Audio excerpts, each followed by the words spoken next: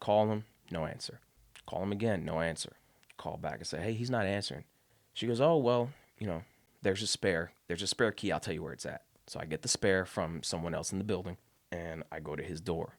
And from the elevator, I can hear thumping music. This building is not a building where young people live. So I'm like, what the hell? And it's like blasting hip hop music, like 90s hip hop music, loud, something obnoxious. And it's coming from his door. I'm like, oh shit, maybe he's in the shower. So I'm like banging on the door. I'm like, yo, nothing. Call my mom, say, hey, he's not answering. You got the key? Yeah. It's like, I'm going in. I know his history. I was like, this might not be pretty because I'm banging on the door like with my foot, donkey kicking the door. I can't hear the shower. So my mom's like, leave me on the phone. Put me on speaker. So I open up the door, crack the door open, and I'm calling his name. At this point, I know the shower's not on. Open up the door, and I can see his legs sticking out from behind a coffee table by the window. So I said, Mom, he's out. He's fallen out. I unplugged the radio because I couldn't find a button to turn it off, so I just yanked the whole thing out.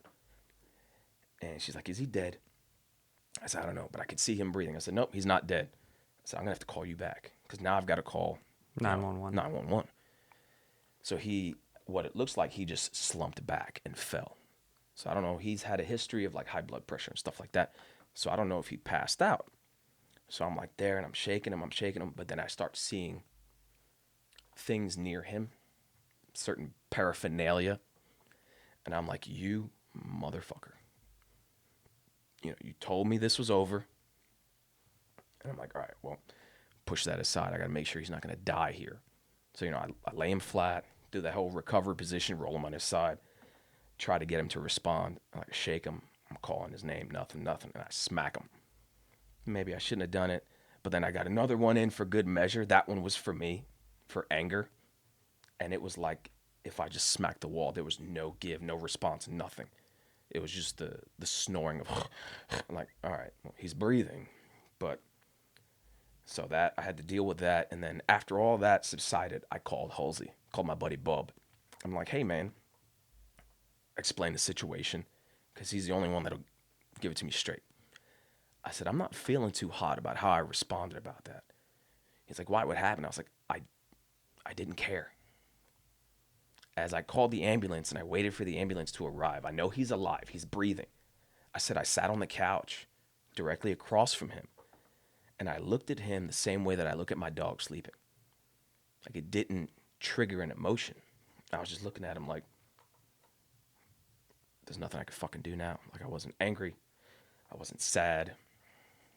I was, I guess, upset, hurt, because I was just on the phone with him. Right. And he's like, dude, he goes, best case scenario was you open that door. He's like, who else would have found him? No one really checks on him. You know, a couple of days would went by before anybody realizes he's like incommunicado. No one knows what's going on. At that point, they would have found him by smell. Yeah. If you know what I'm saying. And the next person that anyone would have contacted to check on him would have been my 84-year-old grandmother. That's the last thing you want. She would have went to the hospital. She would have went down. You know, and that's not something the family would have been ready to deal with. Yeah. You know, because she lives by herself. My grandfather passed away in 2010. And they were like, and I asked myself, well, why didn't I have a response? Like, why wasn't I riled up? He's like, dude, we're just built that way, man. He's like, we've seen all kinds of shit. You know, we're just built that way. He goes, the best thing to happen was for you to open that door. He goes, you knew exactly how to address that situation. Everything was cool, calm, and collective. You made sure he wasn't dead, first and foremost. He's like, and then you just did what you can do until it was out of your power. And then, you know, proper authorities came in and handled it, and they brought him back. They revived him. They took him to the hospital. He's like, it's who we are now. He's like, it's the government paid us, but they also got paid. You know, we sold a bit of ourselves for us to ensure that our job would be successful. You know, especially when we were in country. You know, I was infantry. We were walking. We're gunfights. Shit was blowing up.